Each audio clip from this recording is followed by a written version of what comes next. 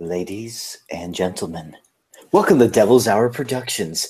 We are going to talk about a lot of things with Justin Brown and myself, things that we weren't going to really talk about before. Actually, there's a lot of things here that we're probably going to talk about that you could get our opinions on, something that we don't usually talk about to all you guys. So, like, literally, this is going to be about paranormal topics, filmmaking topics. And when I say filmmaking, I mean like movies and stuff like that, stuff that we're into, and et cetera, et cetera. Right, Justin Brown? Introduce yourself. What's up, guys? If you don't know who I am, my name's Justin Brown. I am the founder and lead investigator of NoFace Death. I am an independent filmmaker, photographer, and many other things. And me and Matt have been doing some work together and establishing a pretty healthy relationship. Oh my God, yes. Okay, so I have actually, shit. You should be viewing the questions since I'm, on this. So you should go to YouTube. Yeah, I'm monitoring them now. Awesome, because we have 5 viewers. Okay, people. I wanted to just update everyone why there hasn't been anything on this channel for a while, and that's because I've been very focused on getting this humongous project done known as Man vs. Paranormal. And also I've been working a shit. Yeah, I could cuss on mine. Ha! I'm no longer on Paranormal Soup. I could cuss on my channel. Yes! So, yeah, I had to do a lot of, I was doing a lot of working a lot just to pay for this film and also for me to move back to California. So I haven't been really uploading on this channel lately. So here we are. Now we have a new show called Devil's Hour, so we could talk about our own passions and some new events that have taken place or news that happened that's related to paranormal or filmmaking mainly. So yeah, if you guys have any questions, we are willing to answer. We'll have guests on the show in the future, most likely, about these topics that we're going to be choosing for you guys every week on Thursday at 8 p.m. Eastern Standard Time. So, Justin Brown, Man vs. Paranormal. Are you excited for this weekend? Yes, the location, just the details, the history, the area in which the location resides is like it's like a sandwich of what the fuck locations. You got a high-ranking member of the Satanic Church owning it and living in the location, doing hell knows what in there. There's a reason why he's there. I know I've seen multiple interviews of him talking about how he loves history and he loves these old creepy buildings. And there's also some things he talks about how it harnesses and channels energy in certain parts of the building. And based on my knowledge of the occult, people like him seek out those places to do strange things. And that in itself makes a location tantalizing for us, people like us to go to, right? But there's more. It's built by a 33rd degree Mason. It's huge. The history piled on top of it. It was the building served many different, functions throughout its history. And the location itself is one of, like, I think within the top 10 most crime-ridden places in the U.S. So all of that is a swirling cesspool of energy that could, be the cause of what we would think is a haunting there. And there's so much more to tell you guys, but I've been thinking of just one scene alone that's been taking a while to plan out, and just this one shot, and it was becoming a hassle to try and figure it out. We're going to show behind the scenes what we're talking about right now, because there's something interesting that we're trying to do. And also, this film in general is going to be unique. It's going to be something that hasn't been done before. And also, it's going to be, I think, appealing to all investigators out there in a way, because it's a psychological film. And also, certain things that was already captured paranormal-wise is pretty amazing so far. And I haven't even reviewed everything yet. So I can't wait to show you what we have. We still have one more big location. There is a reason why I chose the House of Wills as the finale of this film. And it will be happening very, very soon, guys, this weekend. And then the trailer's coming out. And then we're going on Necromancer on Justin Brown's show on his channel to explain more of what we did for Man vs. Paranormal after the trailer is out. So you guys will already be all hyped up for that trailer. Justin.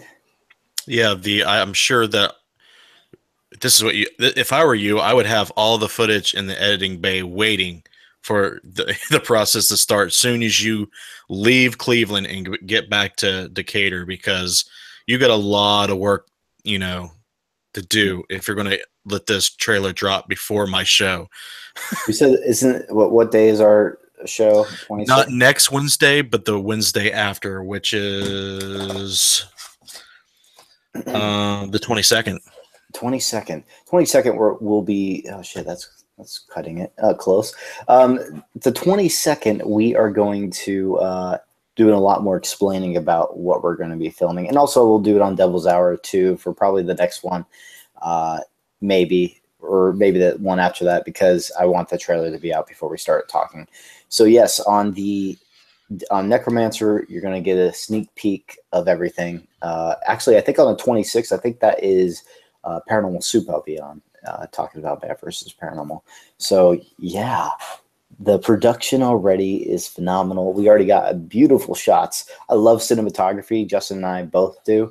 And Justin, I'm so happy he came on board with the crew, because he's a guy that knows what he's doing, and I don't have to tell him over and over and over again to what to do to get it right. So it's easy when you're working with another filmmaker. I could just we both see what we want to see right away. Like if he mentions something, a shot idea, I see it right away, and we'll either do it or not. And for me, same way. I just have to say it, and he knows it. And it's way easier to work with him. And also he knows how to use the camera, and there won't be any problems that way either, technically. So when it comes to the Monroe house, what do you think about that place without spoiling one big detail that was uncovered? It's interesting. I'm like a nerd when it comes to researching the details and looking at patterns and trends of hauntings like that. And for a old farm home look style haunting like that, the layout of the house fits other dark locations. The actual structure is laid out in a way that fits other dark locations. And I don't know if a lot of researchers out there are aware, but just the layout and the weird details about where a swing set is in the yard, where the trees are. Is it a 2-story house? Is it a brick ranch house? Is the kitchen there? Is there a fireplace? All those things matter for some reason. And the layout of this house is bizarre. It's very strange. So when you get those type of homes, it seems like that there's not a typical haunting going on. I don't know if that is some alignment of stars type thing, or it is just a coincidence, but it's an incredible coincidence when I just start going down that rabbit hole. And more often than not, Matt can, testify to this. I can be right about what can occur at what all these little details can be at these houses if I've done my homework on them. And this Monroe house place reminds me a little bit of Willow's Weep, and that's in Indiana as well. It's got like a cross type construction. It's not like typical farmhouses where you walk in, it's just like a box and there's a staircase going up front, and there's rooms off to the side. When you go into the front of this, it's got like 2 separate screened-in porch areas almost, and the stairs kind of have to be accessed from the back part and go up, and it goes up the back, and it almost seems like it's made almost like a duplex, but I don't think it was a duplex ever, was it? I don't think so. I think it's been a normal house. I think they have added on to it, maybe a little bit. The house is very old, and also the location itself has its a weird vibe to it, and actually we discover why. Most likely it does. You just have to watch the film. Actually, you're going to see a little bit of it in the trailer. You guys will figure that out in the trailer because I have to show this trailer. It's going to get people like, what? What we can uncover in Monroe is pretty amazing. And also evidence that we capture at Higginsport is pretty amazing. And I still have one more location that is probably the darkest location I've ever going to be doing in a while. House of Wills. And it's because of the stuff that Eric Freeman does and what he, I guess his mindset's at, it kind of helps too. Plus a crime-ridden city where all this bad, negative shit happens around. So, yeah. So right now I'm reading comments. People are excited about the film. And Cheryl, hello, Cheryl. Hello, Ameth. I'm just going to say Cavalier. If you guys have any questions, like he just posted right here, if you guys have any questions, just ask us. This show is going to go to a lot more in depth with other topics. We're going to get to other topics pretty soon. Just wanted to explain what we were doing, why it's been a while since I posted anything on the channel. And it's because I'm literally working on the biggest project I've ever done in my life. And I've put so much money into this. And it takes time, a lot of time. So, yes. The 70 hours a week at your job didn't help either. No. So, yeah, almost 70 hours a week of work just so I could pay for this film and I can move to California, back home. And I don't know if you guys knew that, but California is my home. I was born and raised there. If you guys knew me from Soul Seekers, yeah, that's where I started. Spectral Wolfpack Squad Paranormal says, that's dope. I'll tell you what, Spectral Wolfpack, he finds the creepiest, most abandoned places that I've seen for a while. He's in a place where he can, get some really cool looking footage of some, abandoned places and creepy places. I really enjoy watching those videos because I'm a nerd when it comes to that stuff. Yeah, I think we all are. That's in the paranormal is going to want to go into abandoned, creepy locations to see what can be captured. If there is a haunting, or is it all just myth? Like usually, I feel like a lot of creepy locations are they're saying it's haunted when it could actually not be haunted. And actually, it could also generate a haunting if enough people believe in it. I believe so. What do you think about that, Justin? Oh yeah. When you go to places that are urban legend and that are copycat urban legends, like your crybaby bridges, tunnels, and things that are copycat urban legends, you still can find stories where people see things, people experience things, and I've actually captured, evidence of things that correlate with the legend that shouldn't make sense because nothing happened there in reality. But since a large group of people in the community travel there, either from outside the place or around that area, and seek out those legends and those types of phenomena that they manifest, even though they didn't occur. Mm-hmm. So we either fuel those locations or we contribute to those locations in that way through our energy, through our belief and faith. When it's another cool thing about investigating, when you actually discover what could be the cause of the haunting, like for Monroe, for example, we discover something that could be the cause. I think it's so amazing. Because most of the time when you go do an investigation at a location, you can't really figure out a cause. Like you just know there's a history of death. That's about it. But when there's something else related to it that could be the cause, it's so more interesting. Say with House of Wills, I think is something similar too. That could be not just something involving deaths, something maybe involving maybe rituals and stuff like that. We're going to uncover that in the movie. But there's a lot of details with those two locations. And Higginsport could be one of those locations that is a myth, but actually became reality by people believing it's haunted because it's in the town and it's creepy and it's abandoned.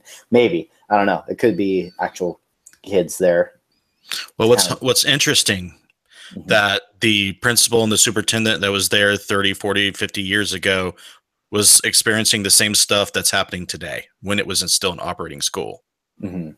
Yeah, So there's something going on there with that. yeah. There's yeah, that's interesting that they were experiencing things when they're alone. But then again, I think all of us have had experiences in locations when we're by ourselves, like in our own house. Most of us have had a paranormal experience, even outside of the paranormal, at their own, like in their own living space. I feel like, and I have. I know Justin's have, even places that aren't haunted. It's just random. It could be another random experience that he experienced at the school. I've had a paranormal experience at my school before. It's and it's not haunted. It's just that it just happened because the paranormal is so unexpected, and I believe it's always around us too. So, I don't feel like there's time and space when it comes to the paranormal world. So I feel like it could happen anywhere. How about you, Justin? Yes, I don't think that there's any rules that we can understand when it comes to it, but we're trying to understand. Yeah. And those rules don't always apply with our understanding of physics, science, and the rational world. Real quick, uh, Tanya LaForce says, "What's up, Matt Benton? Dwayne said hi. See you this weekend." Yep. See you And guys. Cheryl's asking where Rocky is. Should we address that? Um, let's just say that Rocky and I are on our own paths right now.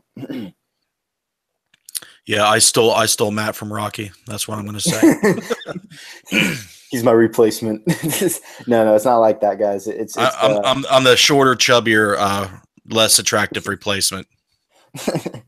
Yeah, it's involving other things, personal stuff. I don't want to talk about it on to everyone. It's not. It's our business. Amethyst Cavalier says, What is the difference between good and bad spirits, and how can you tell if the spirit you run into is good?"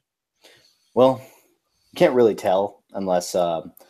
Here's the thing: when it comes to demonics, for example, I've done not that many cases because it's rare. It's a very rare phenomenon, but sometimes you get those cases where you just feel it, like that complete negative, very heavy feeling that you're like, what did I just walk into? I think House of Wills might be like that. I don't know for sure. I haven't been there yet, but based off of all the stories I've heard about it, it sounds like it could be like one of those places. For Revenant Acres, for example, certain time periods, certain days, I've entered that house that was super immensely heavy where two possessions have taken place. It's a completely different feel, and you feel like it's definitely negative. Like stuff like that. It's I feel I also believe in like human spirits being not so good too, but it's hard to differentiate unless something negative happens to you really most of the time. But certain locations like demonic cases, you get that feeling like right away, like something's not right, it's not good. How about you, Justin Brown? Well, I share a slightly different opinion about that. Hmm. I mean, I agree with what you say. That's how a lot of people perceive if it's good or bad. But when I deal with people who call me and ask me, they fear that there's something negative at their home or a place they've been or a workplace Keep even. keep in Uh, mind, I just want to say one thing. Keep in mind that people are fear the unknown, so people automatically are afraid of it and think it's negative. When right. most of the time that's not true. Like I said, when I experience something negative, it's very very rare for me to automatically say I think this could be something not good. Like that only has happened to me like twice in my whole paranormal career, where it felt like it was negative right away. All the other stuff, I think it's just people being afraid of it and of the unknown, and that's why they automatically assume that's negative. And also they do the whole pareidolia thing with ITC research, et cetera, to where they are hearing negative stuff coming out because they perceive it that way, and et cetera, et cetera. Keep going, Justin. Sorry for interrupting you. Oh, no problem. Yeah, that's what I was going to add in there. People fear what they don't understand or what could potentially harm them. If they're hearing something getting up late at night and walking around their house, that's going to scare the crap out of them initially. Mhm. I think it would be an odd response if it didn't, because our primal brain is designed to fear those type of things. We used to be hunted during the night when, way back in our early stages of our species. So that still is embedded into our DNA and into who we are. So when you think that you're possibly being screwed with, you're going to be afraid. And a lot of people will feel the fear and associate negativity and possible demonic activity along with that. And that's a really, really honest mistake that people make. For me, to answer that question directly, if it's going to be negative, it's going to do something directly negative. It's going to physically harm you or psychologically harm you, or something that you love, like your kids, your pets. It's going to, do something, to you that's not good. Now, is it possible that something scratches you and that's just what happened randomly? Yes, but there's no way to know, which way that. Yeah, there's no way to determine if that's good or bad. So there's a lot of, guesswork in that. But, there's times where I just tell people, hey, look, you're not being harmed. It's subtle things. It's, you hear footsteps going up down the stairs, what have you. Since you feel negative, you want to make sure that that feeling's not coming from your own psychosomatic, response to it. And, that's what I got to say about that. But if it's good, it's going to be, I've heard a lot of stories where people, are kind of caressed in a sweet way, on their head, or their feet's rubbed, or they may feel, something lighter on their arm, or even the conversation we had with you the other night, Matt, about how you felt very at peace at one point, that I would classify as something good. Yeah, actually, it was an experience I had when I was just in middle school. I had I was just laying down in bed thinking of normal kid stuff. I think probably video games or something like that. This is way before I was in the paranormal field, and et cetera, et cetera. And I just got an immense feeling of happiness and a complete peace, like world peace felt like it was so immense that it gave tears into my eyes of happiness. And it was feeling I never experienced again, but it was the best feeling I've ever experienced in my life. If you could think of heaven, how would it feel like? I think that's how it felt like. It's the most immense feeling I've ever gotten in my life, and never experienced it again. Also had the Insidious experience, which was the exact opposite of that almost. So that was I've had both the good and the evil experiences in my life. That's why I believe in negative and also light beings personally. Which is why I have actually kind of represent what my logo is about, good versus evil, in a lot of ways, because I'm a big believer in it.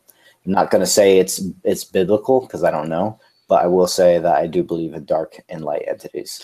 Josh, real quick, Josh Bender asks, if you guys don't know, Josh Bender is part of my investigative group for Interface Death, and he does a lot of production work on the films with Shadow Forge Studios with drones and other things. And he's going to be joining me and Matt this weekend at House Wills. And his question is, what is your prediction for House of Wills? Do you think unexplained occurrences will happen while filming? While filming, to tell you the truth, it's funny actually, because these two locations I already have for the film, Justin and I have already had experiences at both locations while filming. Higginsport, we've heard a loud bang. House of Wills, we heard footsteps. And I think, I'm not going to get into one part because that one's a little bit spoilerish because of what we're doing. That part I want to save for the film. But yes, we experienced footsteps at Monroe and a bang that happened at Higginsport while filming. And another thing for Monroe I want to save for the film because I think it has a little bit of story behind that, the reason why I think it's happened. So it's pretty cool. You guys should definitely be prepared for Man vs. Paranormal. I think you guys are going to be really loving this film. I can't wait to release it. I can't wait to have it done. There's a lot of post-production involved with this. I'm even going to spend even more money for post-production. I have to make it the way I want it to. So it's a long process, guys. Thank you for sticking along with it. It's going to be done. My goal is to have it done in 2018. I don't have an official date yet, but for the trailer. Towards the end of November, it will be out. With that being said, guys, everybody who promotes and follows Matt Benton's work, when the trailer drops and the promotion starts, we need everybody on deck to promote this film. Yes, he's going to spend money to promote it on social media. He's going to do radio show spots. But if you guys can share the crap out of the trailer, out of the page, and just talk nothing, we're going to start a hashtag Man versus Paranormal battle. And we're just going to just spam that hashtag as much as possible. And that in itself will help a lot. Yeah, that's why I already put the hashtag every single time I talk about Man vs. Paranormal on Facebook. I put hashtag Man vs. Paranormal so people could use that hashtag and make it maybe even come viral after this trailer's out, because you guys have no idea what is in store until we release that trailer. You've seen behind the scene photos on the website. That's about it. You haven't seen what we shot, the entertainment, and you guys saw zero of when I was in there by myself for each location. So, and also House of Wills is pushing it to the limits here. So yeah, there's going to be a lot of promotion involved. What do you think about the film so far, of what you've helped me film with? What do you think of this film, out of curiosity, of what it's becoming? Well, it's unique. I think the analogy you gave me was pretty good. It's kind of like Survivor Man meets Paranormal. You put yourself in a situation where you isolate yourself. That's a unique thing that we quite haven't seen on film yet. I know JP is doing a episode version of that, but doing a film like that is going to be something I think people can resonate with more. And I think there's more room to kind of bring home a certain connection in a film than you get, that you can't get in like an episode type format. So instead of keeping people hanging on each episode, what could be next, you're going to give everybody all of it all at once as a complete work. And I think that format is going to be really powerful, and I'll tell you why. Matt is going to tell his life story, his road going down, this journey of understanding the paranormal, connecting with it, what it means to him personally, where he's come from, where he is now. That story is what's going to be the spine of the film. That is something that is going to be the unique part. You watch all these TV shows, you watch all this stuff. It's cookie cutter. It's the same thing. When you try to see people go outside the box, it's really not, it doesn't resonate. It doesn't hit you in that spot you want to film, or a piece of work like that to hit you. And that's what Matt wants to do. He wants it to hit you. He wants you to feel something. He wants you to know something, that you didn't know, either about him, about the paranormal, or anything else in the film. Now, the locations are all characters in themselves. Mm-hmm. Putting yourself in these locations by yourself, isolating yourself, no contact with the outside world, that is another aspect of the film is going to be interesting. How Matt, reacts to that environment by himself after 3 days of a location is going to be entertaining to watch. Now, it's going to, be dictated by his editing style, but I'm not worried about that. He's going to have to rely on much other types of filming to not make that seem like it's, it doesn't stagnate after a period of time. So what he's going to do, I don't want to give a lot of information away, but he's going to take you on an internal journey through his mind and outward into these locations. And, he's going to bring everything from his past all the way into the present, into these locations. And by the end of this thing, it's going to be one huge what the fuck, type deal, because the last location, just preparing for it, is already a what the fuck situation. I'm actually going to probably release a behind the scene video of just one shot we're trying to film, but it's a what the fuck situation. It is. Just I'll explain it in the behind the scene video, but it's we have to do something because of one shot not working out how we would want it to, with I'll explain later. Okay, I can feel it already just from hearing this, is what Spectral Wolfpack Squad Paranormal said. You should just call it SWSP so it's shorter. There we go. So, yeah, anyone have questions about the film? And then after that, we'll go on to our next topic. But if anyone has questions that they want to ask at the moment, we will answer. Or any questions about Justin or I. So you guys can ask. And I will add that the way it's shot is not going to be like a typical paranormal film that you see. There's going to be, really planned out drone shots. There's going to be, shots with voiceover. It's going to be an actual borderline art film. Okay. Mm-hmm. It's not like a, cookie cutter documentary where you see a bunch of interviews and a bunch of historical information spit out, and then you see some dude asking a broken radio questions in infrared vision. It's not going to be that per se. It's going to be something much different than that. Yeah, that's something I've been wanting since the beginning, of an artsy type of horror film, but also psychological, and also going through my head, which going through my head it's going to be interesting, and you're going to experience that in this film, because just the editing style, all is from my imagination, and also this whole film is straight from my head. And actually, to tell you the truth, I've been thinking of this film for 5 years, but just recently, about 2 months ago, or has it been 2 months? Or probably less. About 2 months ago, I finally figured out what I wanted to do for the editing.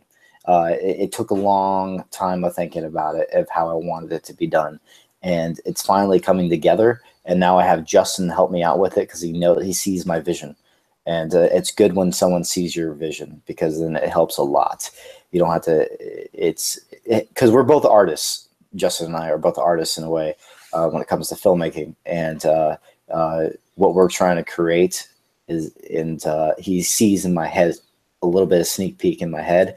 I can't wait to give it to him and show him what I can do with it after it's all done with. Absolutely. Mm-hmm. Yeah, it looks like nobody's asking any other questions. We're giving them more than they can handle, Matt. It's okay.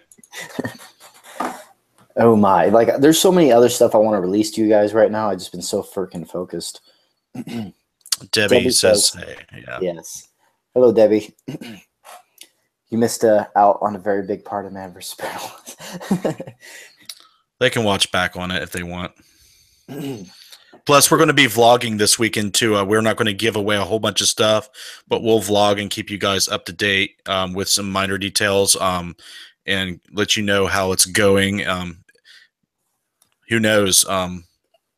Something major could happen right on the set when we're filming stuff. So you never know when it'll happen. I love it when we have our cameras rolling and something happens. Like, sometimes we're like setting up a shot and we're recording at the moment, and then all of a sudden something happens. It's already happened twice or 3 times now.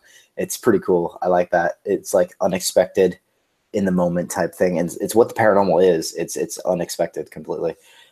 It's interesting, and I think that's going to happen at House of Wills too. I can already see it happening. Mm-hmm. This place is really, really dark. The darkest location I think I've ever done. I think Revenant was up there, but now this one, I don't know. Well, to tie a bow on this before we shift gears, people go there not knowing crap about the place, not thinking that it's going to be affecting them, not think it's going to dark, and it turns out that it does affect them profoundly. It makes them question whether they want to pursue the paranormal afterward. Daryl Marston from American Ghost Hunters and Breaking Paranormal, he did a film there, and that affected him. He went into that place not thinking anything, not knowing anything, and just was dramatically affected in a negative way. Greg Knepp is another guy that you can talk to. He's going to be interviewed for the film this weekend, that lives up there in the area. It's just a dark location, and to tie a bow on this place, it feeds off things, and it will test you and push you. It's designed to channel energy. Whatever you put in it is going to be amplified. And there could be the reason why this is happening, maybe because of rituals being done there. We're going to uncover a lot more in the film. Just have to watch it. There's so much to show you guys, and we haven't even finished it yet. We have one more location in the biggest and most craziest location. And also, I think it's going to be the most psychological, because what I've heard from this place, that's what this place does. It affects you psychologically. And it's going to definitely do that more than Higginsport would, because I think that's mostly ghost related. And then it's going to do that more than Monroe, I think, a bit more too, because I've already experienced it. And I think this one's going to be above all that. This is the reason why I chose this place as my finale, because it felt like it had to be. And I was planning on going back to California a while ago, and I was even thinking about, should I go to California to film my last location? And then I was like, no, it has to be this place. I couldn't think of any other better place other than House of Wills. So I am very dedicated to this location, and it's been calling me ever since I've learned about this place. So it's going to happen, and it's happening very soon this weekend. And I can't wait to, hopefully I make it out of there alive. Yep. So as long as the viewers are clear, we're going to do 2 days of shooting, the principal photography, everything that entails that. And then 3 days after, everyone's going to leave, and Matt's going to be there, locked in there by himself with no outside contact. He's not going to have his phone. He will have his phone there in case something happens. He has to call 911 or the cops, but that's it. And there's no electricity to the building, so he has to rely on generators to recharge his batteries and stuff. It's going to be pretty rough. Yes. Man, I can't wait to be. Here's the thing. I will say this one thing to everyone. It's not fun filming this. It really isn't. I would rather be investigating with the team. And the reason why I'm doing this is not only to test myself, but I think it's a good experiment in the paranormal. And also it's something I've been wanting to do, something in the paranormal that hasn't really been done before. And I think JP and I are officially the only ones that have done it. And it's something that's going to be intriguing for you guys to watch and uncover as I uncover. And just like I said, like actually Justin said, these two of the buildings, actually each building has its own character in a big way, in different ways for each one. So I think it's very fascinating for the film, and I have to express the characters of those locations too. And it's going to be a lot of work for this film, guys. A lot of post-production, especially how tedious my editing is. I don't know how long this is going to take, because I'm very, very picky and tedious about my editing. I usually don't speed edit. I'm very a perfectionist, so it might take a little while, but it will be done in 2018. Yay. Well. Subscribe to the channel, guys. Now we're going to start talking about some other topics. Justin Brown, you have the topics. Yeah, we will kind of stray away from the haunting stuff just for a minute, but we'll come back to it. I had searched for some stuff, and there's just a lot of stories out there and everything when it comes to other types of paranormal topics like UFOs, cryptozoology, stuff like that. And I know you have dabbled into UFOs and you have an interest in that phenomena. I want to talk about crop circles. I know that it's an ongoing phenomena. They pop up here and there and everywhere all over the world. I want to know what you think. The first question is hoax or paranormal? Is it UFOs, or is it a bunch of college students that avoid detection? Here's the thing. The people that do the crop circles, if the ones that are doing hoaxes, they know what they're doing. And here's the thing. I don't know. It could be both. Here's the thing. Before I was into ghosts, Justin knows this, but other people don't really. I was into the aliens a lot and UFOs and everything. I think I was starting with that a little bit more than actually it was ghosts, then went to aliens, and then went back to ghosts. But aliens was a big, like, I would say 3 years of my life. When I was younger as a kid and in school, I was all into that, reading books and books and books about it. And I'm going way back in my memory banks of this, because I haven't done any research on this stuff in a long time. But I remember certain crop circles that were less likely to be humanly done because of for some reason a lot of radiation in certain crop circles, and also the way the every single one is bent the same way, and it's not like someone did a lawnmower or something like that through it, or that would be a whole lot of work just bending each crop by one in a very specific way. It's been a long time, and I think each one was done precisely. So I think that could be maybe the legit ones. I don't know. It's all speculation. We don't really have anything complete factual that it's alien and it is a hoax. I do believe there's hoax ones, definitely. I believe that's done a lot, but there is certain ones that seem kind of legit to me because of what they were explaining. How about you, Justin? Well, I'm looking at some photos. I Googled most recent crop circle reports, and we got a lot of ones from 2017. There's no lack of reports of these things. And what's interesting, before we go into these individual cases this year, they seem like they started off as simple circular designs, and they've become more advanced and more intricate as time has gone on. And I think that's the most important thing, a significant thing to point out about it. Maybe because humans are getting like a little bit more. Because what if it is humans and they're actually getting more better at it, or we have better technology to do certain things like that to make it look like that? I don't know. Well, what I'm thinking is, if it's a hoax, they're trying to, raise the bar, so to speak. They're trying to outdo themselves by, doing more intricate, more complex designs. So just that alone kind of is like almost a red flag to me. If it was just like an alien species trying to communicate, or if it's just a phenomena that happens when their crafts or what have you are in the area of crops, then yeah, it just seems like the intricate ones, the artsy ones that I'm looking at, definitely doesn't feel like they're alien in origin. Yes.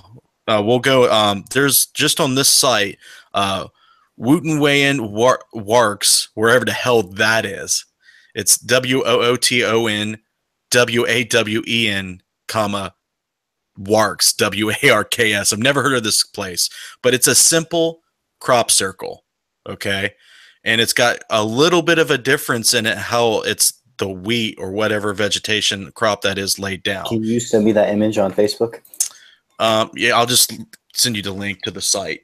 Later, guys, we're going to have this a lot more intricate design for this live show. Justin and I are going to go through that a little bit later. We actually just decided to do the show yesterday.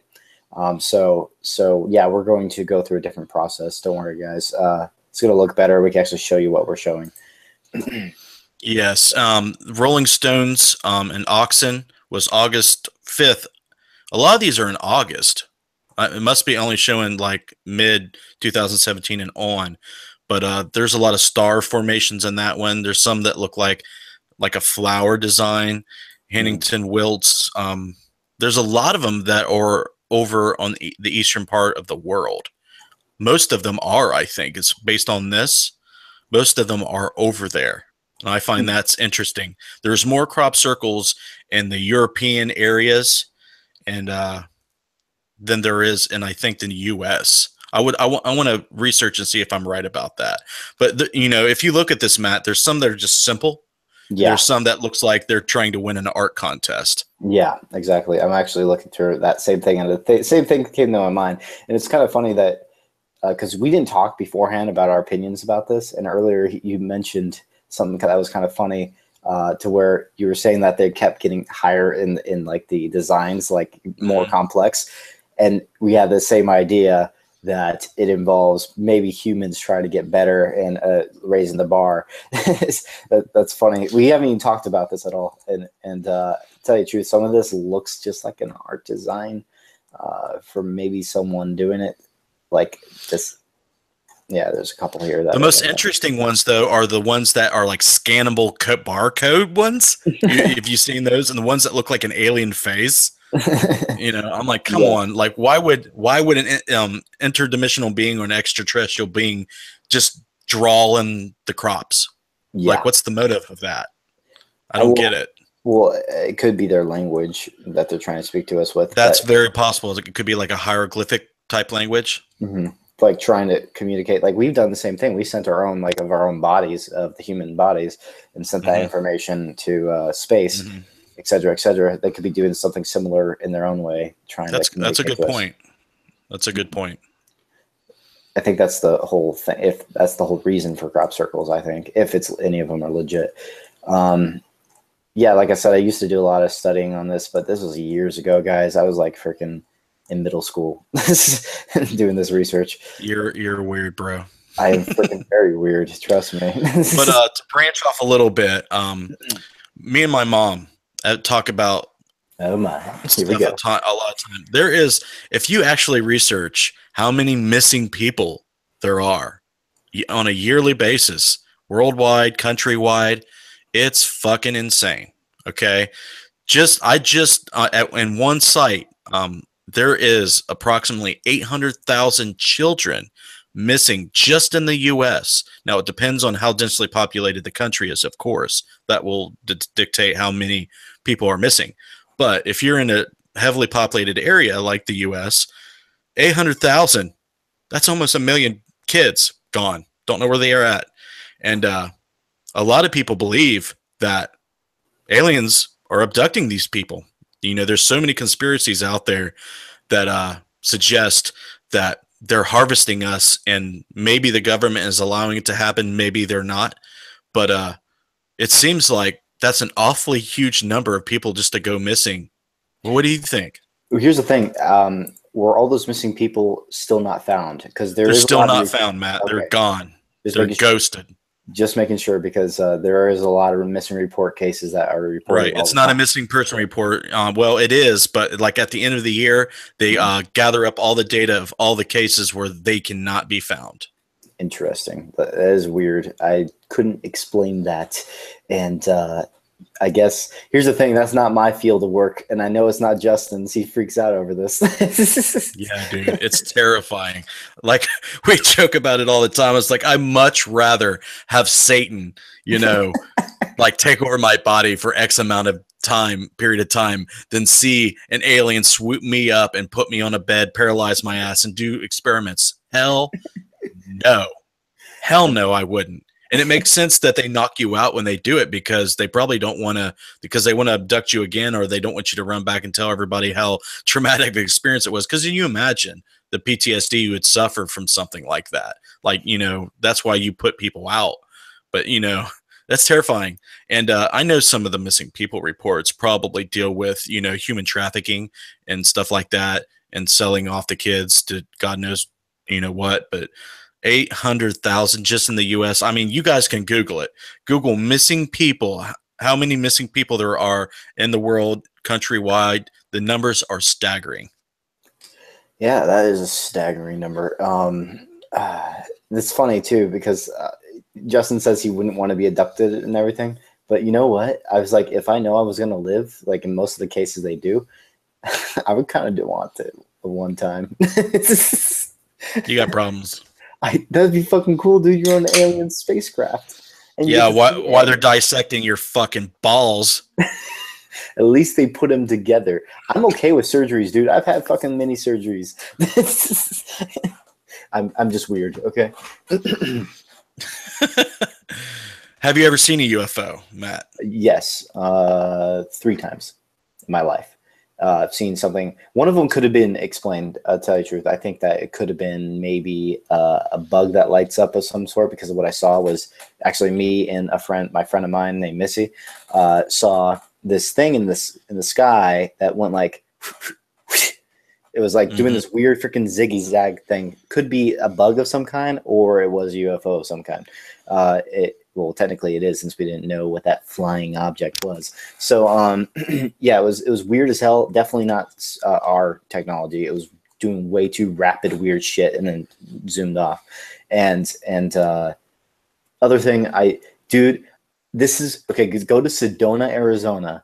You go on a UFO hunt, legit with the real military grade night vision goggles. They do that live streaming now. Have you ever seen the live streaming now with the scopes, the night vision scopes? It's so much more common than I thought it would be, because I just did this once and saw a UFO with those goggles. And it was out in outer space going like the same speed as a normal plane. Planes are closer. And I'm like, holy shit, what the hell is that? And I got to see it, dude. It's like you could actually go do it yourself. Anyone could. And I recommend, I guess, Sedona, Arizona, because I saw it like literally the first night I tried it. and it's crazy, dude. I thought it was cool. And so that was the third time I saw it. I'm trying to remember the first time because I know I had 3 times. I'm trying to remember the other one. I think I misplaced it in my head somewhere. Where the hell did that happen? You would think this happens a lot, guys. This happens a lot. Our phone calls, dude. We talk too much. Mainly because of me. We are a little weird. We are a little weird, is what Cavalier says. But I wouldn't mind being abducted because then I will have evidence for me to know. I'm the same way. I would like to know 100%. And to be honest, I think it's kind of stupid not to believe that there's other life out there. I'm not going to say that they're definitely visiting here, but I think they are because there's plenty of evidence to suggest they are. When it comes to thousands and thousands of videos, not all of them could be faked. And also the Phoenix Lights, which are a very well-known event that happened where hundreds of people saw it. And you can't deny over 100 witnesses. I think there was over 1,000 in the whole town. I don't know. I can't remember the numbers, but it was a huge number of people that witnessed it. And same with the Roswell crash. The Phoenix Lights is probably the hugest wave of eyewitness testimony. Mm-hmm. And it was silent because it was our helicopters of today, especially in that year. I think it was 1992 or something like that. 97, 98. 98, 97? Okay. So it was in the 90s. And yeah, helicopters you would definitely hear. And it was definitely not flares because they drop, and it wasn't dropping. So it was something going on that day. And there was a lot of reports and a lot of witnesses, a lot of people's videos recording it. It's undeniable. And even the senator, was senator or the governor? I think it was like the governor or something that came forward. It was like the mayor of Nevada, wasn't it? Yeah, I guess the mayor. So the mayor actually came forth about it after he was done. Yeah, about the Phoenix Lights, and said, yes, he does not know what that was, and et cetera, et cetera. And it was not their military, is what he said. That was in the documentary Sirius, right? I don't think so for that one. I think it was. I watched Sirius the other day, and it was been a while. Oh, so you finally watched it? What do you think of it, dude? It was cool. I thought the little creature they found was interesting. It did have human DNA, but then it had like deformities that weren't seen ever before. Parts of the deformities that they've seen, but it didn't share the same characteristic as other deformities. The fact that this thing lived for so long like that is crazy. Like they were able to know how long this thing lived. It was like how long? Like 6 or 7 years? It's been a while. So I think it's been over a year since I've seen the film. But dude, that's nuts. But yeah, there was a lot of things that was very interesting where they telepathically call in these things, these UFOs, and they have sightings, and they're able to communicate, telepathically with the beings, and that freaks me out. That freaked me out if that happened, if I witnessed that. And that the one thing I grabbed from that I thought was really cool was the whole the disclosure thing that happened. I forgot what it was called, but they had this conference before 9/11. Like right before 9/11, and it was a big deal. It was supposed to be a big deal for all news to get involved in everything, because this was literally military coming forth, U.S. military coming forth, undisclosing information about the actual UFOs that the military knows about. And it was supposed to be a big deal until 9/11 happened, and that took over the media. And I think that was very, very interesting, and that's what I thought was the most interesting out of the film. To be honest, even though the alien thing will most like a human with deformities, but I thought that was interesting too. But I thought that was even cooler, and I think Canada did one recently too about something similar, and I think Russia has already claimed about it too, of coming forth about it also, and so it's pretty obvious that the U.S. military, the countries, the big superpower countries already know about it. In the world right now. Yeah, it's definitely a topic that seems to still be relevant, and as far as people wanting disclosure, and the conspiracy behind it is it's going to have to break sooner or later. They're not going to be able to keep it, quiet for very long, because people are going to have access to technologies and information. They cannot control it, for too long, because the internet has already been working against, secret operations and other things that they try to keep quiet. So just imagine what it's going to be like another 10, 20 years from now. Yeah. Some other people are saying that we're getting cutting in and out right now. Yeah.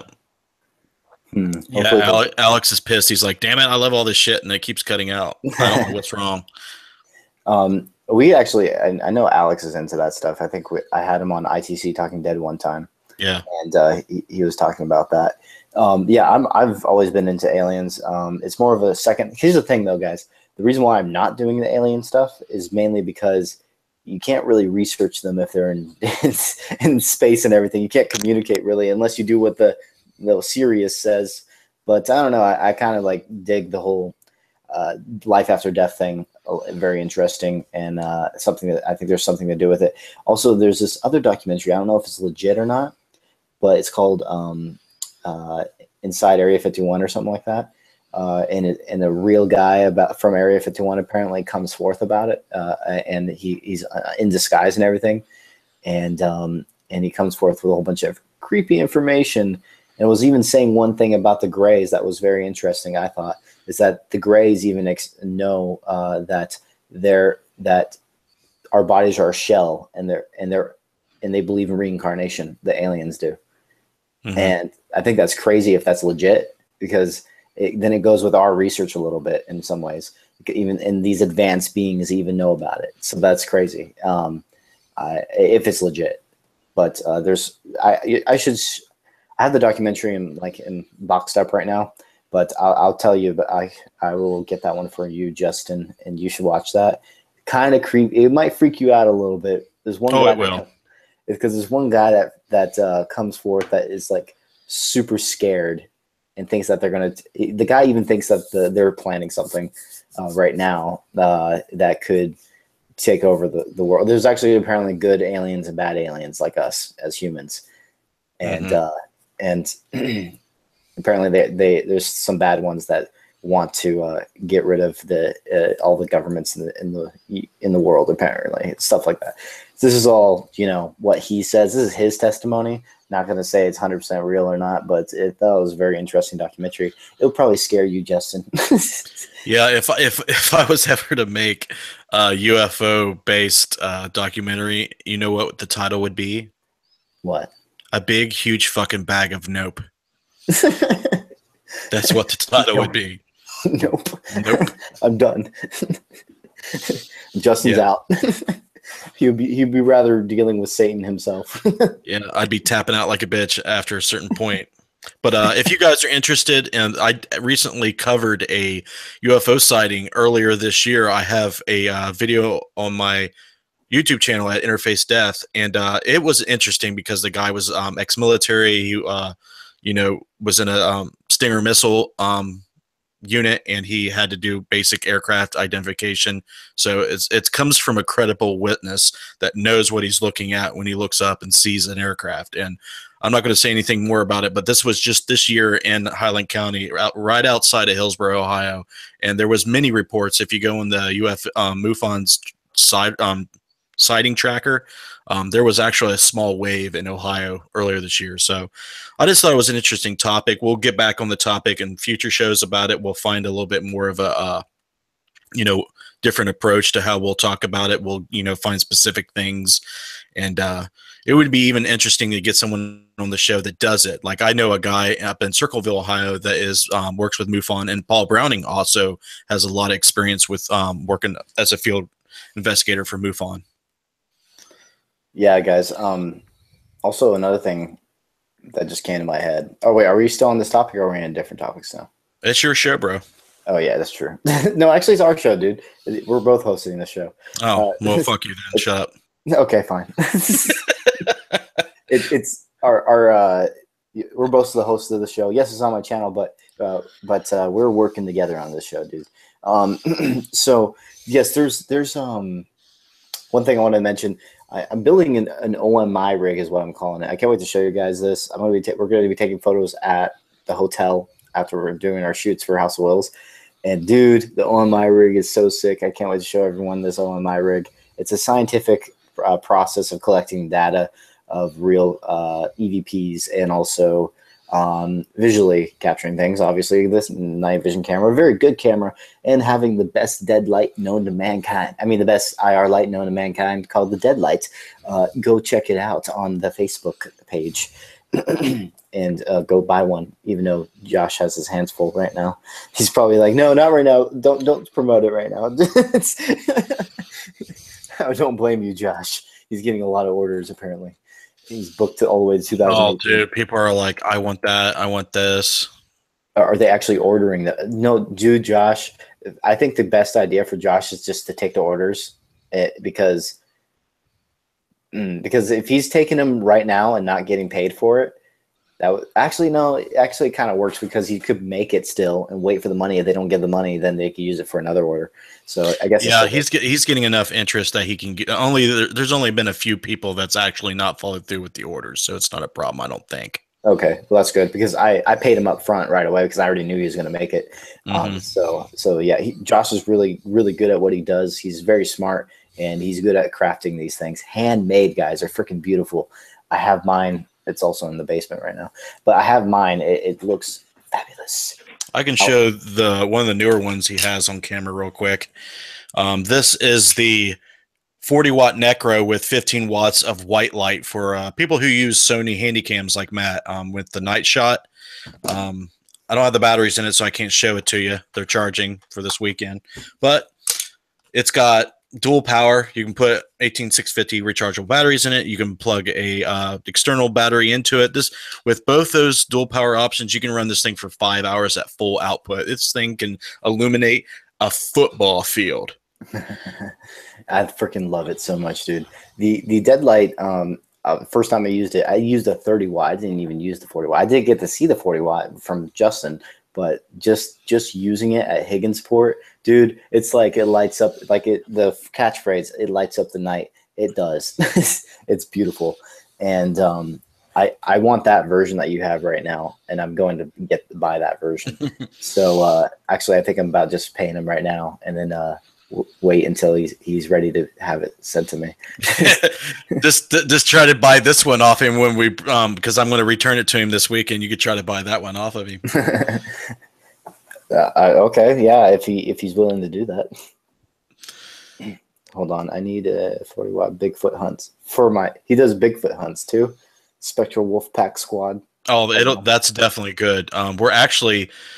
We don't know if it's going to happen yet, but me and Josh have been talking about a 200 watt infrared illuminator. What the frick, dude? We don't know how we're going to power it yet, but if we can find a power source, that's car battery. Well, that's not going to work. Well, I mean, we want to make it to where you can easily take it out to a location that's remote and not have to dolly it out there. But I don't think that's going to be possible. So we may have to work on that. But we are working on something that's going to actually light up the fucking night. 200 watt. Holy shit. That's a little bit overboard. You're going to blind people with IR. Yeah, but yeah, we go from the small end of the spectrum, and we're trying to push the boundaries of what's possible for a portable. You know what you should do is create a UV one too. Yeah, he can do that. Yeah, I wouldn't mind getting UV one. Well, I need UV cameras, more UV cameras. I only have 2 full spectrum cameras, and well, he does full spectrum lighting. Oh, he does. Okay, yeah. So he does UV and IR. Josh needs a sweet shop. I know he kind of does. I think in his own area, but he needs a big shop so he can create a whole bunch. He needs a team of people that could help him. Well, here's the thing: is he's just one person and he handcrafts them, so he can only do so many orders at one time. So yeah. Actually, dude, wait, you said he was borrowing. You were borrowing that one right there. Well, I got this from him when I can't remember. I think it was when we were at Moonville, Midnight at Moonville event, because I did a review, just recently did a review. Mm-hmm. So that's why I had it. And you remember, this is the same one I showed you at Monroe House. Yeah. Actually, I'm curious. So does he have a second one of those for himself? Out of curiosity? I don't know. I know that he's building them. He's got orders for them. You should add me to that order. Because I'm getting that one because that's the one I wanted, dude. It's funny because I was actually wondering if there was a white light version. He said that no, there isn't one right now except for the one he has. And I was like, damn, because that's what I want. It's because I use Sony and I use white light. Actually, dude, my old rig had a white light and an IR. And that white light is super handy because I use both all the time. So that's something I definitely need for my setup. So I'm definitely going to pay for that one. Can't wait. My rig is Truth Paranormal Research Investigation says I need to buy one of those lights. I reveal it and throw it up on the YouTube or review it. Yeah, definitely give it a good thorough review and do the video. That will definitely help. That's Joe, by the way. Joe, okay. If you wanted to, I know we've been an hour long. I didn't know how long you wanted to go, but I was kind of wanting to talk about the Sir NoFace film a little bit. Actually, dude, with my film, with my show, I don't care about time whenever we finish. Yeah. No radio network to boot us off to talk about like something obscure later on. Yeah. I already know our talks are usually going to last over an hour, so let's keep going until we're done. All right. Well, yeah, definitely go check out Deadlight. We are pushing the hell out of that right now because we're doing stuff that no other lighting company's doing right now, and we want everyone to check it out and see what they think, and push us to do stuff that they need that we have never heard of, and we want to be challenged to make things happen. But shifting gears, Sir NoFace by Chad Kalick is coming to DVD soon. Oh, really? They had to cancel the tour in Australia just recently, like last month, and they're going to be releasing Sir NoFace on DVD early 2018. I think Chad said on his YouTube channel, January, February-ish of 2018. So that means everybody's going to get the chance to see this footage, but he's been touring for the last, 1 or 2 years? Yeah, he's been touring for a while. I saw his film in 2016. So yeah, that was a while ago. But yes, this film it's a good film. Like Chad Kalick's a great documentarian, a great filmmaker. I disagree with some of the stuff he says in the film, but it's still a good film. And also the footage is really good too. But I'm not going to like downsize the evidence. It's great evidence, but I've still seen apparitions I think were a little bit cooler. Personally, that looked like there's better video out of there. Well, just give him a premise of the film, like how it started. He knew this guy, Craig Powell, for about a year. They were touring in Australia for Blood Red Sky. They got together, did a ghost hunt, and they found out about this location. Tell them more. Actually, so pretty much Craig Powell. He is an investigator. I forgot the name of his team. Forgot the name, sorry. But his team was invited by the government to go to this island to investigate the paranormal phenomena that's happening there, because there's been a lot of reports, I guess, with government personnel or military. I've had a lot of reports of paranormal activity happening at this place, so they actually hired Craig Powell's team to do an investigation there. I wish that fucking happened to me. That'd be so cool. No shit. U.S. doesn't do any of that type of crap, but in Australia, apparently. So yeah, it starts with a T. This island, I can't remember the island name. Isn't like Cockatoo Island? That's Cockatoo? what yeah. Yeah. It's like Cockatoo Island or something. Something like that. Yeah, but this island is extremely haunted. And guess what? It seems like one of those hauntings that where the entity would actually be very direct with you and actually do what you ask it to do. It actually wants to communicate. And that's rare to find, people. And this location has an entity like that. And that's why I want to go there so bad, and actually be perfect for the cloud chamber, dude. This place, because it wants to communicate. And if you see that film, I know how badly you're going to want to go there, like how badly I want to go there, mainly because it's being direct with communication with them. And not just Craig Powell's team. There was like little events before it was closed down to everyone again. There's like little events of other people coming down, like in a tour, and it was being interactive with them too. It's crazy. Well, they found a torture chamber when archaeologists were trying to excavate for aboriginal stuff like remains, culture, and stuff, and they stumbled onto a torture chamber place, and there was a lot of black ops stuff going on down there, and that kind of makes me wonder if this activity, you know, is related to something bad that happened to some people there. Mm-hmm. Possibly. I think that this, like that island, it's actually went into my top 3 list of locations I've ever want to investigate now because of how direct response that this entity or entities are doing at this location. And it doesn't surprise me that they captured one of the best full body apparitions on video. I'm saying one of the best because I don't think it's the best personally. And Chad Kalick, he's a good promoter. He's going to say it's the best evidence ever. Mm-hmm. But I've seen better, and I like the footage a lot though. Don't get me wrong, it's really cool. It's interesting as hell too because it looks solid and it's weird looking.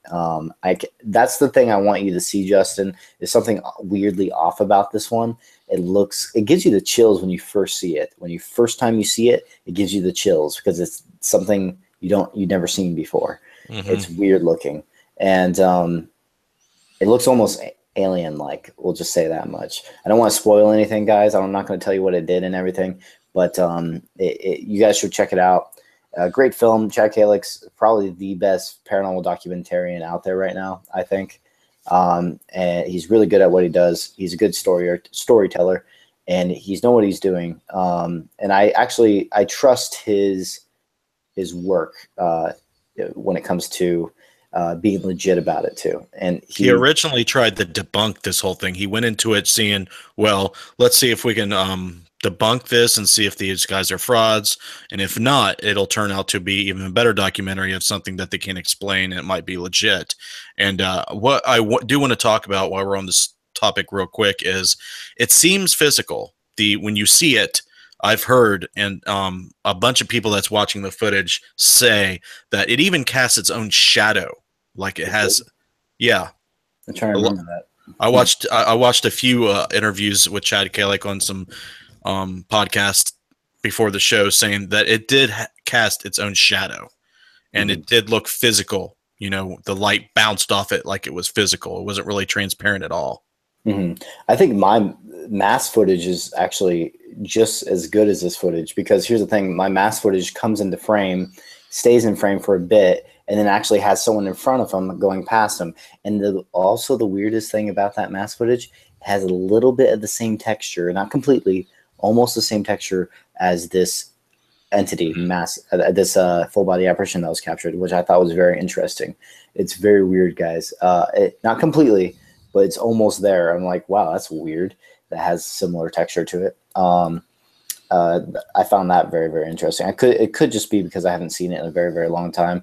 But it's I think I want to compare the 2 videos now because I want to see it at home because I watch it on a screen. And I want to see if I remember that right, but it looks like it's similar texture to my mass footage I have. So that's pretty cool. I actually like what I would think the mass footage would be better is because it's not an actual person standing there with some weird mask. Yeah. And that kind of relates to a lot of the things that I've actually seen with my own eyes, more so than a physical object standing there in front of me. I know a lot of people believe that something can physically manifest. If I seen something that would blow me away. But I haven't experienced anything like that, not physically. Well, I've seen full body apparitions before. I've seen a couple that actually weren't see-through. Most of them are see-through to me when I've seen them, and a lot of them are too quick though for me to not know if it was my imagination or not. So, yeah, it's like something. Here's the thing. For me to fully 100% believe I just saw an apparition, I need to see it longer than just a couple split seconds. And for me to, because it could just be something maybe connection-wise, like maybe a psychic moment, I guess you would say, because we deal with the spiritual world a lot. Maybe us as investigators become more open and can get that type of information, and that's what the apparition is that we see real split seconds. Like it's very quick. That's probably what it is. But when you see a full body apparition for a long period of time, that's when it's very interesting. And I've seen shadow people like that. not really apparitions like that. I've seen shadow people for a good few seconds. Like, for example, Steam Ferry Berkeley, I saw one run across the whole freaking ferry from one side to the other. And it was crazy to me. It was awesome. Good thing get to capture it because I was trying to capture it with my full spectrum camera. That was a flash photography. Didn't capture it, but it was really cool because that camera's slow as hell. And it was gone by the time I took the photo. But yeah, keep going. Oh, I was going to say, Seatown Apostle in the chat was saying that a lot of people think that the Sir NoFace footage was CGI, but he went through Chad went through a lot of effort to debunk that possibility. Yeah, the CGI. I don't think it was CGI because here's the thing: as a filmmaker and as an editor, it's pretty easy to tell when something is computer graphic. This didn't look computer graphic to me. It looked organic, or it looked like something physical there.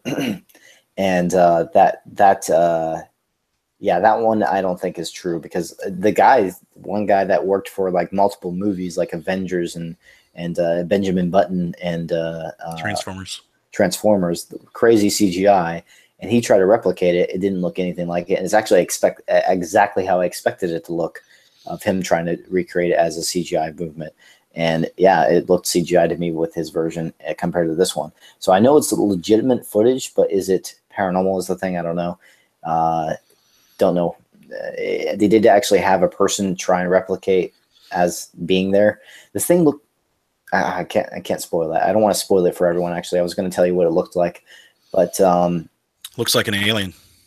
Yeah, that's what I was told. I mean, that's what it looks like to me. It looks like an alien. That's why I think it's very interesting. You guys should watch it. It's really cool. It kind of reminds me of Signs. You remember when the leg's sticking out? Yeah. It kind of reminds me of that, but just in a different way. You'll see the footage, dude. It's interesting. And it gives you the chills the first time you watch it. The very first time you see it, it gives you the chills. Like, whoa, that's kind of cool. Yeah. And I can't wait to actually show a piece of evidence that I captured. Here's the thing. My piece of evidence I captured for my film is, I feel like it's going to be a whole bunch of skeptics saying that it's not legit and everything because it's just too good. And also, I think it could be faked if someone tried it out somehow. Like I can't go into detail, but wait until the film is out. Well, actually, when the film is out, I'll probably do another live show on Devil's Hour and actually talk about the film, spoiler review. Talking about the film in spoilers. We'll probably do that when the film is out completely. How about you? Would you like to do that, Justin? Yeah. There's no sense of droning on about the film now. Mm-hmm. You're just going to overplay the whole teasing part of it. I can't say anything right now because right now we got some footage that's pretty dang cool and something I never captured before. So prepare for that. And we're not done yet. Yeah, we're not done. We still have one more location. I'm hoping I capture a great piece of evidence there too. That will just top the film. Even though the location's a character of its own, which is already going to make the location cool as hell. But I feel like maybe something crazy will happen. We'll see. Maybe. Hopefully. I'm going to hope for it. Well, on another part of the show that we want to do is we want to go away from the paranormal, and we want to talk about what me and Matt love, and we will find out if the viewers like it too. For the next show, we'll do a better job of this. Me and Matt want to do for the segment of the show is review a movie. We'll both watch a movie, and then we'll discuss only on the show what we thought, what we liked, what we didn't like, kind of break it down as a filmmaker would. And we both have watched this year a movie called Wonder Woman, and that had like crazy reviews. I mean, I didn't hear anything bad about the movie. There may be a few things that really didn't add up to anything, but we'll talk about Wonder Woman. We'll talk about why the film was successful, what we liked about it, and what parts of it actually hit it out of the park. How it was delivered. What you delivered to the fans is, at the end of the day, whether it's going to be successful for your target audience or not. So, Matt, do you think they hit it out of the park with their target audience? Okay, let me just say, I think this is probably one of my favorite films of all time, and I love this film. Here's the thing. I'm a huge fan of epic, and Zack Snyder's company, Cruel and Unusual Films, they know what they're doing when it comes to epic. And this film is epic to every core. Like, it gives you the damn chills, especially at the end of the movie. This is like, if I was a movie director, if I only did movies, I wasn't doing paranormal and doing documentaries, pretty much my epic vision would be similar to how Zack Snyder's company does it. And they know what they're doing. They know music, like Hans Zimmer. And this is a new score person that was in charge of this, but they still had Hans Zimmer's original score from Batman vs Superman. I don't know if you've seen Batman vs Superman. I don't.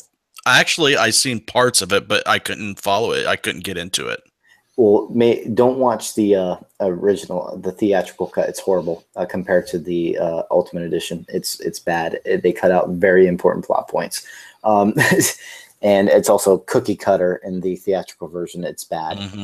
Mm-hmm. But yeah, for Hans Zimmer, actually, he's probably my favorite musician, score guy for movie industry. I love his work. I love that type of music. Actually, the funny thing is, people ask me what kind of music I listen to. I listen to scores, like from movies and stuff I like, and also. I like instrumental music that gives me the chills and gets me into another world. That's another show altogether. When I rode home with you from Higginsport, dude, I'm like, what the fuck does this guy listen to? It's bizarre shit, but he's telling the absolute truth, guys. He does not listen to conventional music like most people do. Yeah, I guess I view life in that kind of way a little bit. I don't know. I feel like I'm in my own world when I listen to that type of music. It's very, yes, you did. That's not even all of it. You only heard part of it. But getting back to the topic, we'll break down like the characters. Her name's Gal Gadot, right? The main character. Yes, she is. I love her personality in real life. She's so cool. Yeah, I never heard of this chick before the movie at all. Mm-hmm. I did not know anything about her, and she impressed the living fucking shit out of me with her ability to command the role. And not only that, it's her facial expressions that she does so well. And I think it's because of her modeling in a way too. Yeah, she is very good with facial expressions and convey what she wants to show as emotion through this character. She does it so well, and not only that, she's such a good person in real life too. Once you watch her in interviews, she's such a easygoing and also down to earth person in real life. And I love that. She seems like, if you're going to cast a Wonder Woman, she seems like Wonder Woman just in real life. And she was also in the Israeli army. Did you know that? No. Yeah. So she's a badass too. So it's I think the casting was perfect. And personally, this is something personal about me. I don't like action characters that have a high pitched voice, like for female characters. It just feels like you don't sound threatening at all. Because it's same with guys too. Like, you have to have the voice. It's not a sexist thing. It's just that you also have to have that badass voice. Gal Gadot, I think, has a cool accent and everything for her character and everything. Doesn't sound like a high pitched blonde or something like that for a fighter. Yeah, it kind of reminded me of Xena, Warrior Princess meets Miss America. Yeah. I had a friend accuse me of being sexist. I was like, no. I'm the same way I feel guy. If I was watching a guy that sounded like a high pitched idiot, I'm not going to like that either. Yeah. So the opposite role, Chris Pine. Oh yes, he did a good job too. I'll keep going. I'm the one talking a lot. Yeah. Well, I'm just going to add a little bit, because I'm going to let you talk the most of this stuff here, because you can talk about it way more than I can. But I think that he seasoned the movie in a way that I thought, like, he didn't try to overtake it. You can kill an audience with trying to develop too much of a character in the movie. And I just think that he kind of fit in like a puzzle piece with, you know, the already developing story as it went along. Didn't you think so? Like the script was written well with his character. It didn't seem like it tried to butt into the gal's character at all. Yes, actually, I believe this was a very well written film, and his it's the way he acts too. I think is perfect. He didn't act cocky. Here's the thing. I'm a fan of DC Comics. If people didn't know. 1 second, I got a phone call. Uh-oh. He takes all of his calls during the live show. No. So there's like this. Wait, what shit? What was I gonna say? Chris Pine. Okay. Yeah. Chris. He has a way of he has a way of conveying himself he's a good actor. Also, he actually adds something to this, and actually, it's very. Are we doing spoilers for this? Because it's been out. It's on DVD. Yeah, guys. Spoiler has already been given. We're going to give spoilers if you haven't seen it. Too bad. Awesome. So spoilers. So like the way that he died at the end, I thought was perfect. I actually expected him to die because, come on, this is World War I. We're going into Justice League in the more in modern world, so he's obviously going to die. And I wanted him. It was funny. I was telling my friend Steven, he's a big DC fan too. I was like telling him that I want Steve Trevor to die in an epic, heroic way, and literally. I go watch it like less than a week later. That's exactly what happens. And I said I wanted it to be an epic moment, very sad. And I also told Steven I wanted Wonder Woman to get pissed off from it so bad. And that's when she goes all ape shit and in an epic way and just owns and destroys Ares. and that's exactly what happened. Literally what I told Steven is exactly what happened in the film. And that's why I love the ending so much, because it was exactly how I envisioned it in my head, because I knew he had to die, because it's what you would have to do with a character like that. He's a hero, and he's not going to be around in the future films, because it's World War I and he's human. So he's going to be a very, very old guy in the modern world or dead. So that's how I wanted it to end. Right. My favorite part of the character was at the beginning. I think the beginning was about as good as you can get a beginning as well. In the terms of developing characters, getting the characters on screen quickly enough to where you feel like they're a part of the whole movie. And he was already in peril as he's coming in to the movie. I mean, his plane's crashing into the water. It looks like he's, dead in the water. He's a goner. But then again, this, other world that he finds himself in, with these Amazon women and everything, when she drags him onto the shore and he sees it first time, it was just like, you have to be a fucking good actor to pull that kind of thing off. I mean, it could come across really hokey and, just really, what's the word? You know what I'm saying? What's the word I'm searching for here?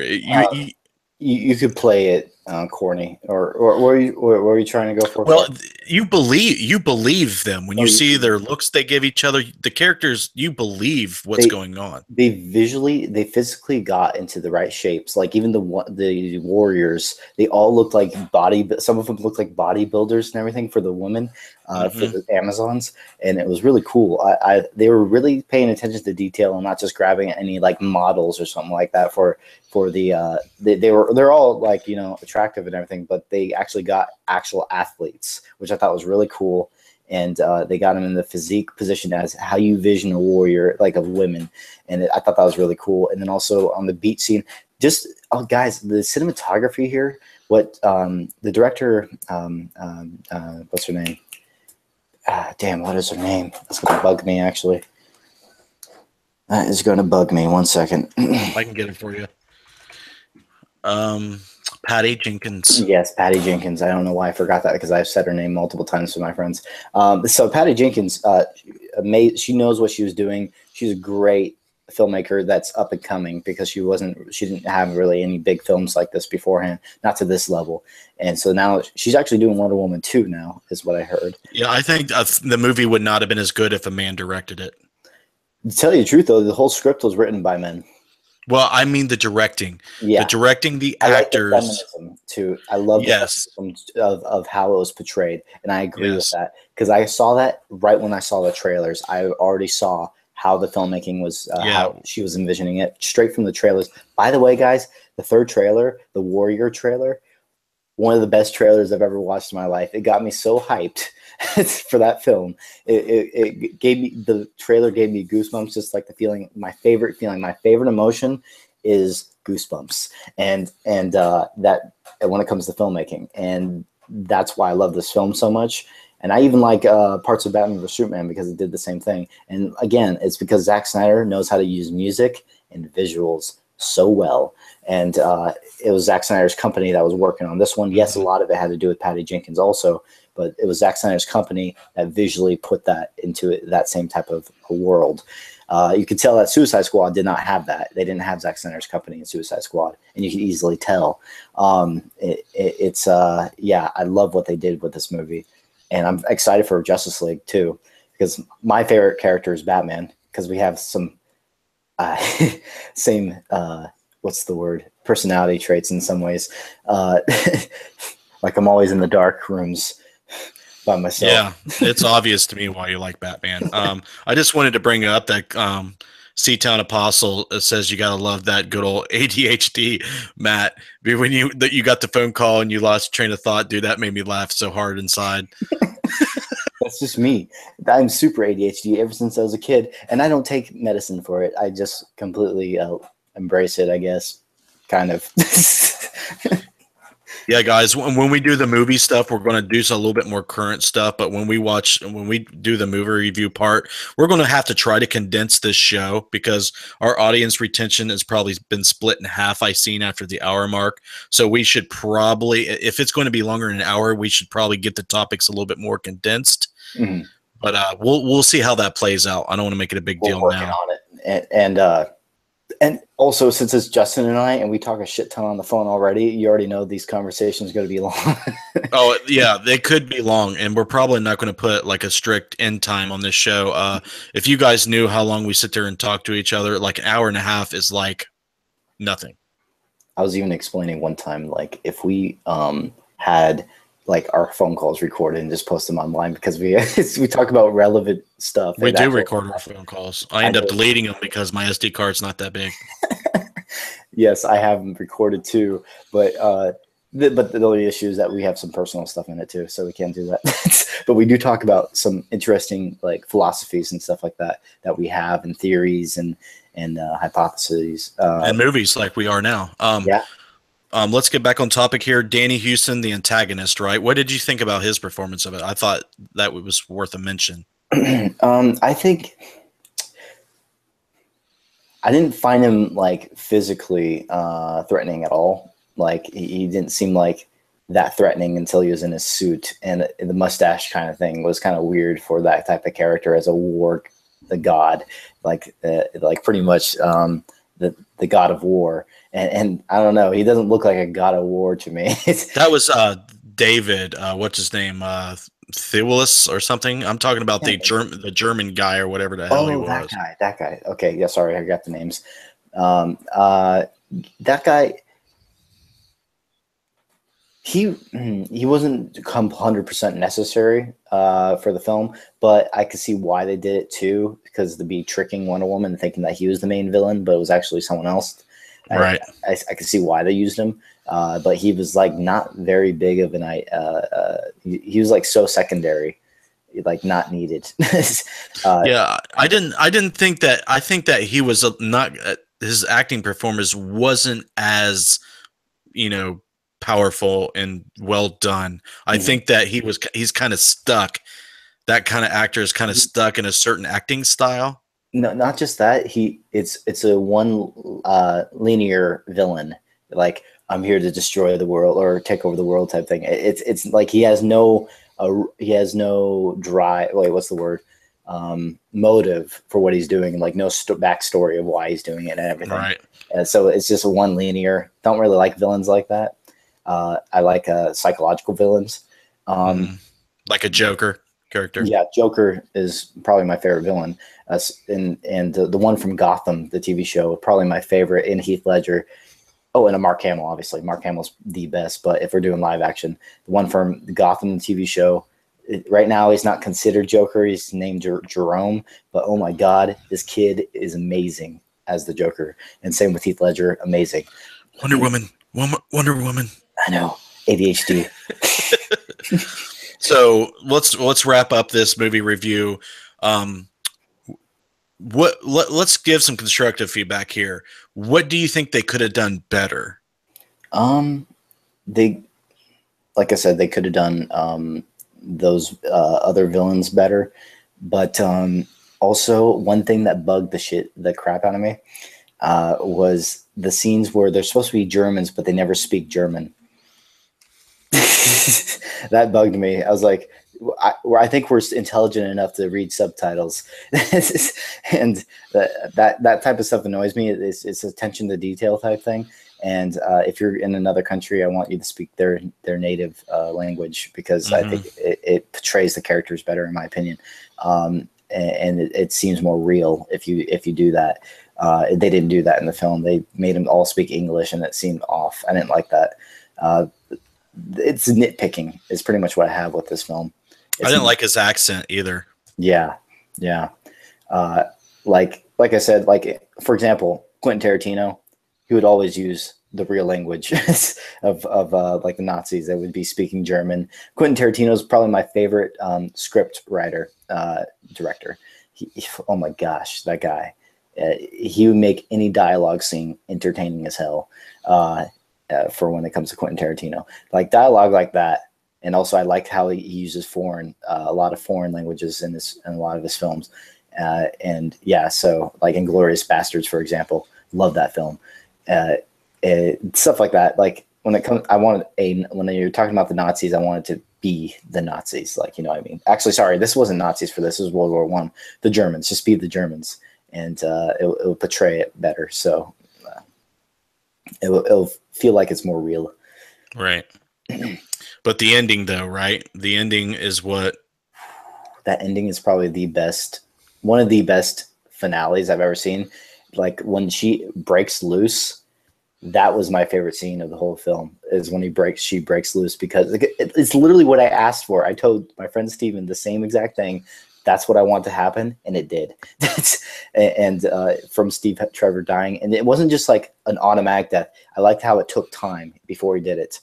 He like hesitated, closed his eyes, and then pulled the trigger to blow himself up with everything in it. It wasn't like all of a sudden just like.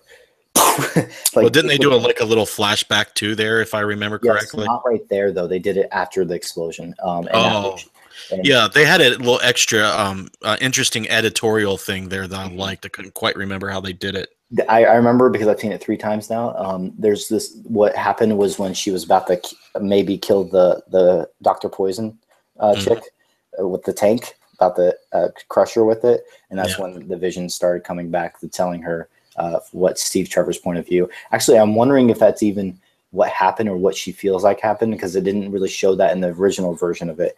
It was like her not being able to hear and everything, and then he just ran to the plane. It didn't show like how it did in the secondary version. I don't know. It's like something that would be talked about type of scene, like how that scene might have happened, or how she envisions it to happen, how it happened, or what she thinks he probably said, or something like that.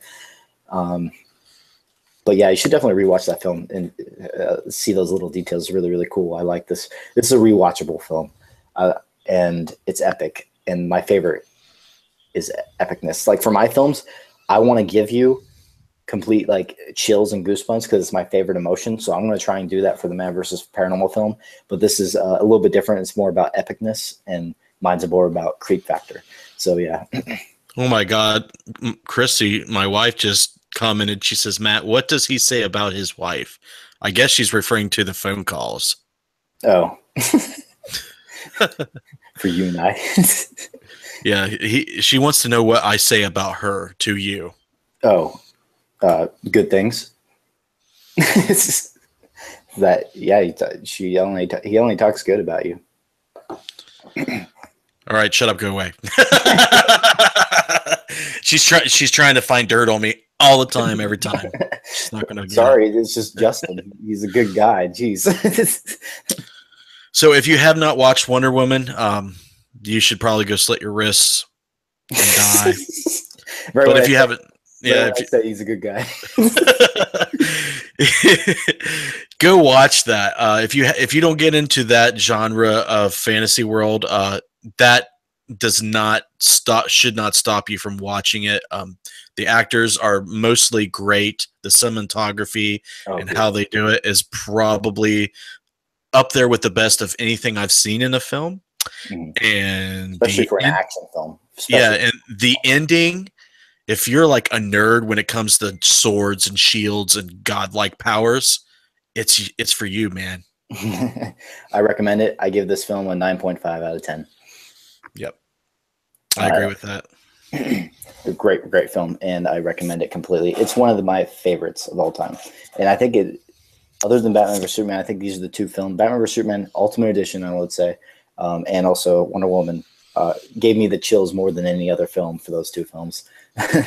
Right. I think we're going to try to review it for the next podcast. We're going to try. If not, we'll try to find something else. Is there anything else you wanted to add to this show? No, it's like, this is, well, yeah. So anyone actually want to put input to what they want to see in the show, let us know. And actually, the comments won't be there anymore. You can Facebook us hashtag Devil's Hour if you want.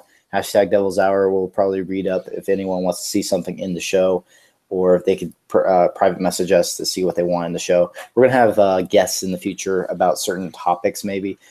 So yeah, we'll do all that. And yeah, everyone subscribe to this channel, please. The bigger the channel gets, the more I could help spread the word about Man vs. Paranormal, this film, and also I could share my research to everyone. And that's what I find important, is sharing the research. Yes. Go check out. You did have a website, but just go check out all the stuff on Facebook when it comes to Man versus Paranormal. If you have not heard about that for some odd reason, go check it out on Facebook. You can check it out. I've been on Necromancer. I've been plugging the hell out of it. But yeah, go on Facebook. That's probably where you're going to find the bulk of everything that there is to get up to date with that.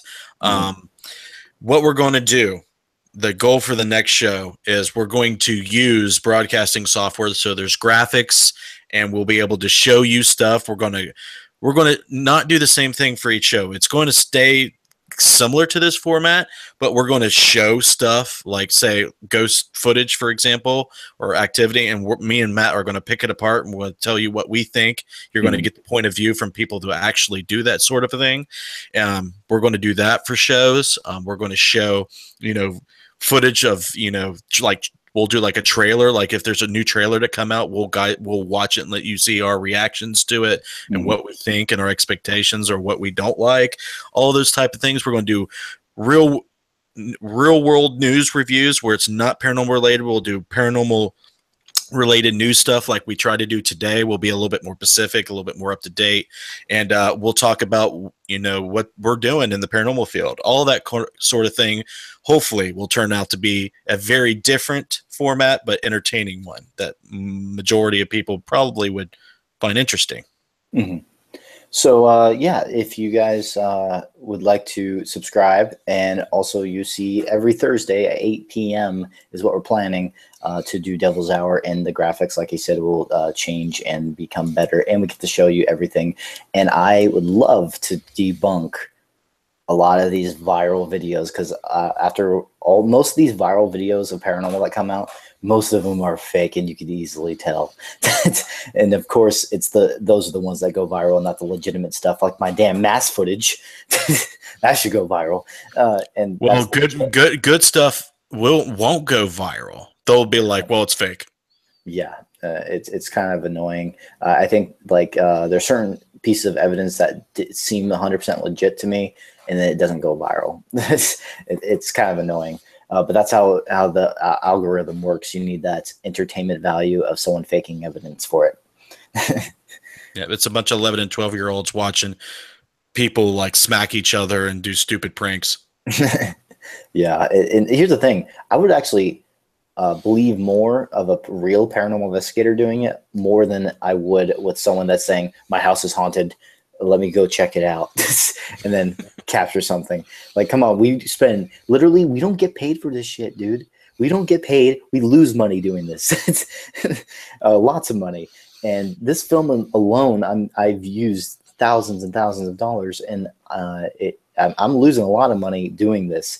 We're putting our time, money, sweat, everything into this, and Blood. Blood. Yeah. You guys will know that later. And then yeah, so like I would trust an investigator more over than a person that says, "Oh, I'm going into a room and seeing what's up." That doesn't do this stuff. Right. Just for a YouTube video. Well, I guess that will be it for Devil's Hour. I hope you liked the first episode. It will get better. Trust me. We're going to have graphics done and everything. We just did this last second to, yesterday we decided to do this because we wanted to do this idea. And also Devil's Hour is a cool show name, I think. Yeah, we've had the idea to do it, but Matt just now has time to actually do it now. So yeah, I'm not working 66 hours a week now. So well. All right, guys. Well, tune in next Thursday at 8 p.m. Eastern time for the second episode. We may have a guest on. It may just be our ugly faces on here again, but we will have a better looking show, and it's going to be cute. Oh, yeah. Ladies and gentlemen, signing out.